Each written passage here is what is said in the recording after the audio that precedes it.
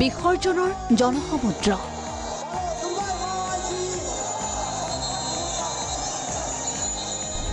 চট্টগ্ৰামৰ সমুদ্ৰ তীৰত দুৰ্গতি নাশিনীৰ বিদায়।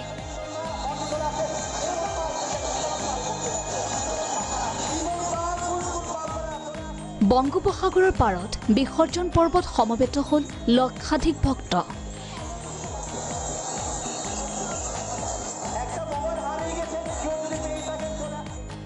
বাংলাদেশৰ চট্টগ্ৰাম জিলাৰ কক্সবাজাৰত এনেদৰে বিজয়া দশমীৰ অন্তিম মুহূৰ্তত সৃষ্টি হ'ল জনসমুদ্ৰৰ।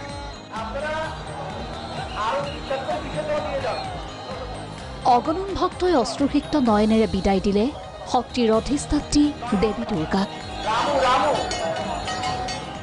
ইপিনে পূজা উপলক্ষে ঢাকাৰ বংগবন্ধু ভৱনত অনুষ্ঠিত সভাত সম্প্ৰীতিৰ বান্ধোন সুদৃঢ় কৰাৰ আহ্বান ৰাষ্ট্ৰপতি আব্দুল হামিদৰ।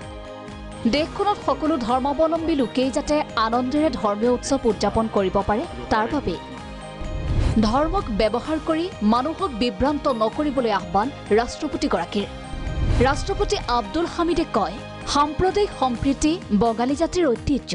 বাংলাদেশের সকল ধর্মের মানুষ তাদের ধর্মীয় অনুষ্ঠান যথাযথ মর্যাদা ও আনন্দঘন পরিবেশে উদযাপন করবে, এটাই সকলের প্রত্যাশা।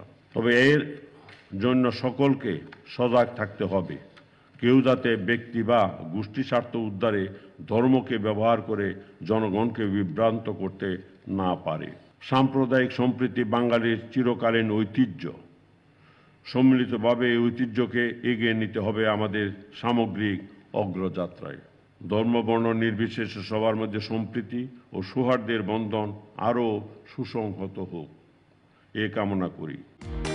এনেদৰে পূজাৰ আনন্দ উদযাপনৰ লগতে দেশৰ হিন্দু ধৰ্মাৱলম্বী বিশিষ্ট নাগৰিকসকলৰ সৈতে মত বিনিময় কৰি ৰাষ্ট্ৰপতিগৰাকীয়ে দেশবাসীৰ প্ৰতি গুৰুত্বপূৰ্ণ আহ্বান জনায়।